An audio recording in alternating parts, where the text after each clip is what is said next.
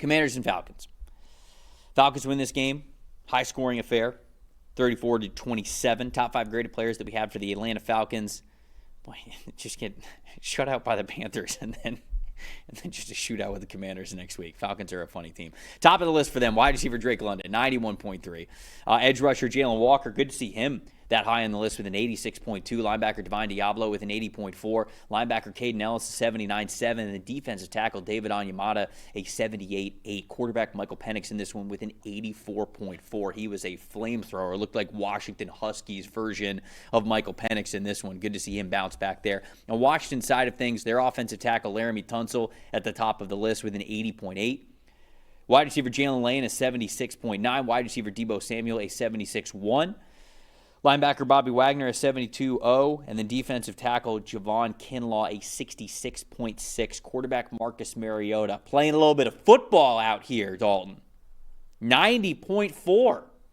Wasn't his fault. He only played 2 games, but every single time I'm looking up a quarterback stat, I kind of have to filter his snaps out because he's at the top of the list in passing grade under pressure, all this kinds of stuff, but he has got a smaller sample size, so normally I'm trying to look up, how a quarterback is playing versus guys who have started all 4 games, but Marcus Mariota is near the top of the list. But what's your stat that told the story here from either team? All right, this is funky from the Falcons angle because we've been digging in a lot of their offense and the schemes and all of that right now. They didn't necessarily get under center maybe like we wanted to. They kind of dug their heels in and still ran a lot of their offense from the pistol, but of all the guys they have Michael Penix, they got a pretty good offensive line, Drake London, Bijan, all of that. You know the guy I want to talk about? I want to talk about Charlie Werner. Wow. All right? We're going to talk about Charlie Werner, and we're going to talk about the Falcons with their offense. When their offense looks the best, they're in 12 personnel. Kyle Pitts and Charlie Werner, 2 tight ends, 1 back, 2 tight ends, right? And Pitts, obviously, he's a tight end kind of nominally, but not really, right? Because he doesn't block much, and he's really a big receiver, right? I mean, I know Gator great, but he's really your big third receiver. So it's kind of this, it's 12 personnel, but it's kind of big 11 because it's Kyle Pitts. But when Charlie Werner is on the field and the different ways that they use him, one, obviously, is a really good run blocker, and he's been that since his days in San Francisco.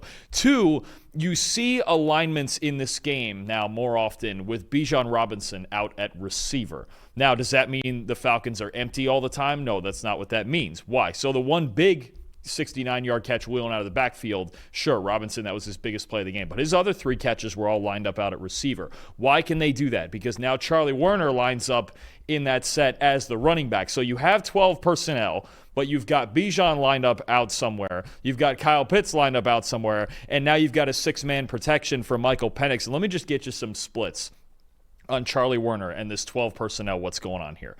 In their 2 wins, Charlie Werner's played 100 snaps, all right? Okay. In their 2 losses, he's played 46. When they're in 12 personnel, the Falcons have the 7th best offensive grade in the league. When they're in anything else, 15th.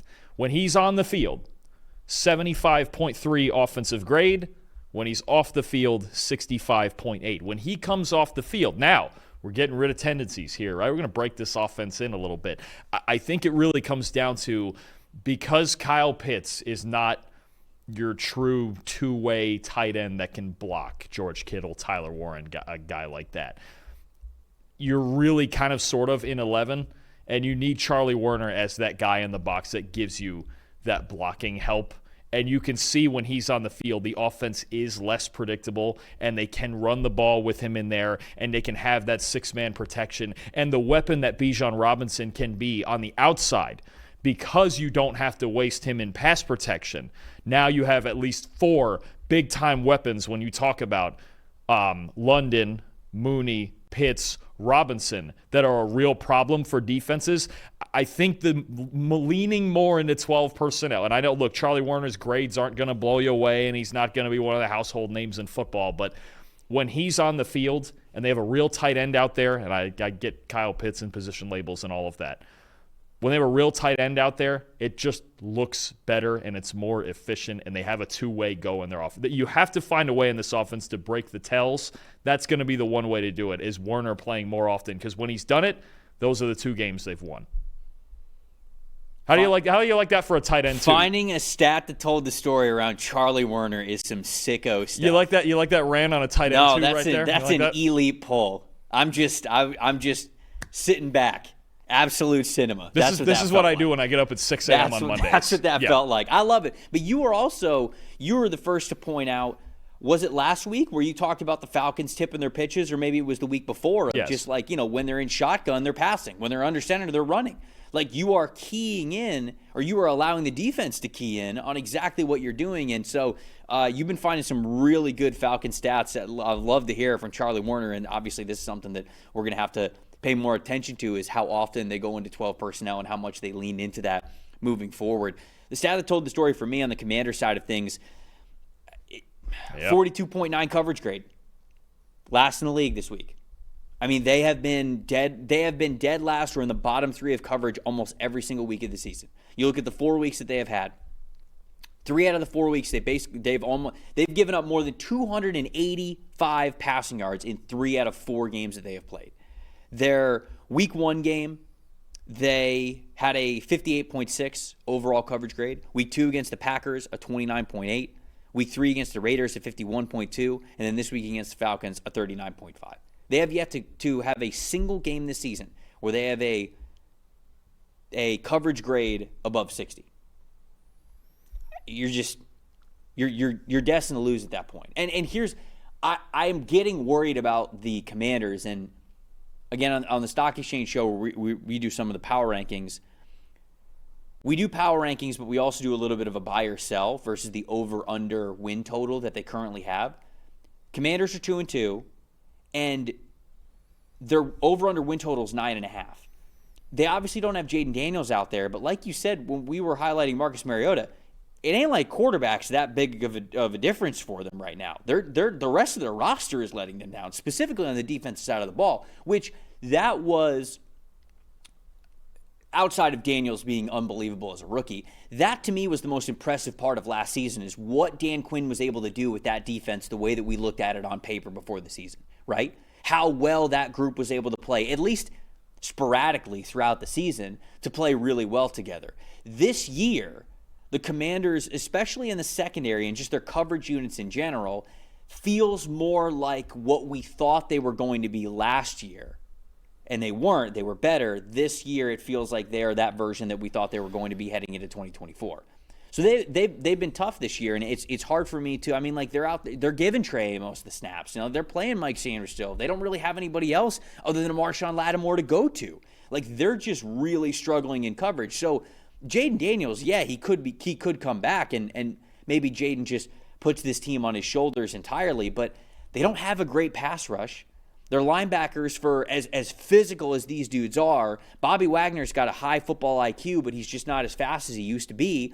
Frankie Louvu is much more of a physical linebacker than he is necessarily a coverage linebacker. And then the guys in the secondary, the corners and the safeties, really aren't playing well together, and they're giving up a ton of passing yards.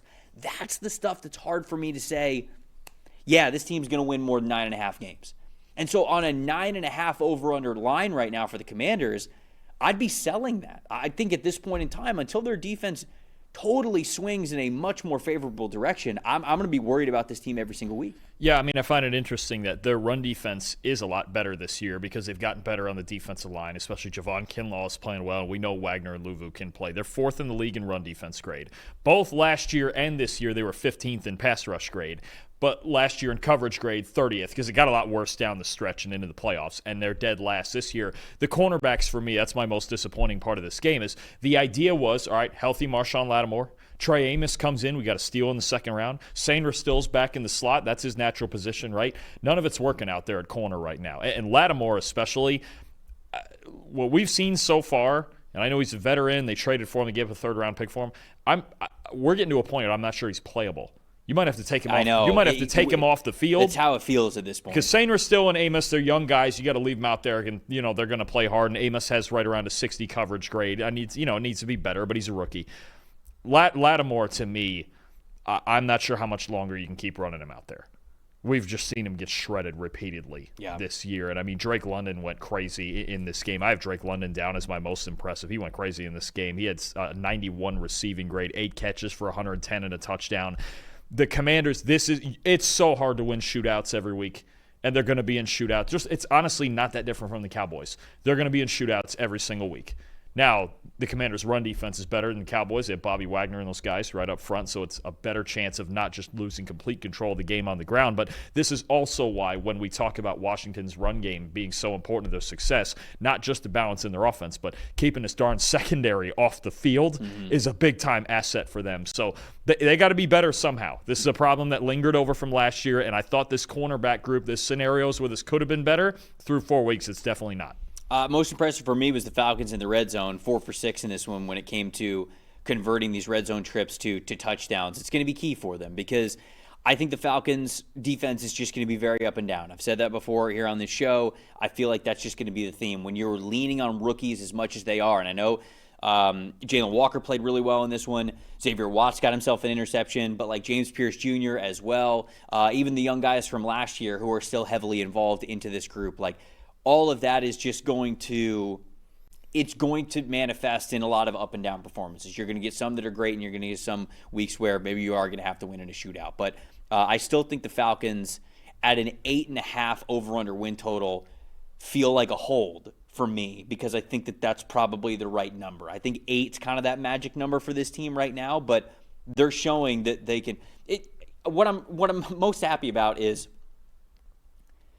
Michael Penix has a terrible game last week against the Panthers. And I understand it's against the Panthers, so it's always like if you get beat that bad against what is considered a bad football team, the alarms start going off. But like the questions of like, hey, is Michael Penix the guy? You know, are we going to bench him? What are we going to do? Like that's like we've got to calm down. This is because people forget because it's his second year. This yesterday was his 7th career start. You've got to. And actually, I wouldn't care if it's his 22nd start. But this is the guy. To your point, maybe the biggest story actually coming out of this game is he comes out of maybe the worst game he's ever played his life last week. Right, and he plays so much better. And he comes back and he plays looked fantastic. like Washington Yes. Michael Penix. I just the questions the questions that it felt like Raheem Morris was asked about Michael Penix was it was almost like it felt like media people were like sticking up for Kirk Cousins. Because your backup's making $50 million a year is why they're doing it. And I get it, but it was almost like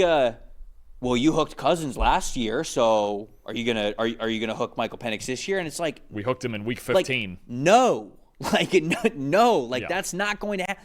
That's why we drafted this guy where we did, for him to play, to learn, to struggle, to get better. I just thought that was crazy, kind of how I was hearing the quotes about that, about Michael Penix. I mean, no, there's no plans at all to bench him, and there never should have been. And it was great to see him bounce back because I think he has got one hell of an arm, and he could be a lot of fun to watch moving forward. Commanders' coverage really against Bijan Robinson, I think, was also a big issue. 106 receiving yards for Robinson. Now he's a great player, but you got to be able to contain him better than that. You can tip your hat to a very talented player, but just like I did in Week 1 against the Buccaneers when they gave up over 100 yards to Robinson, it's like, hey, good job for Robinson. You got to cover him a lot better than that. And again, that's Commanders. He is one of the league's biggest matchup problems in the same way that Christian McCaffrey's done in the past for San Francisco. Again, the biggest catch was the wheel out of the backfield that they caught. They caught the Commanders in man-to-man with Bijan on Bobby Wagner, which is just not going to work. But again, his other 3 catches were all lined up out at receiver. He's a problem out there. And how do you handle that? Do you have an inside guy go and cover him man-to-man? Do you just have him pick apart zone and let Michael Penix make the reads on everybody else? I think that's something that can really unlock this passing game is Bijan. Again, I'll say it again, Charlie Werner in the backfield as the extra protector, which allows Bijan to go and line up outside. That's actually schematically a really big thing for their offense right now. You're going to see a lot more of it with Bijan as just the hybrid playmaker that he is because he is one of the most talented guys in the league. Anything else before we move on? I'm good. I've done enough of Charlie Werner today. All right. Just want to make sure if you want to get like a tight end 3 shout out in there. You want anything on Felipe Franks? Nah. You want to get anything? Gator great. Yeah, there it is. Okay.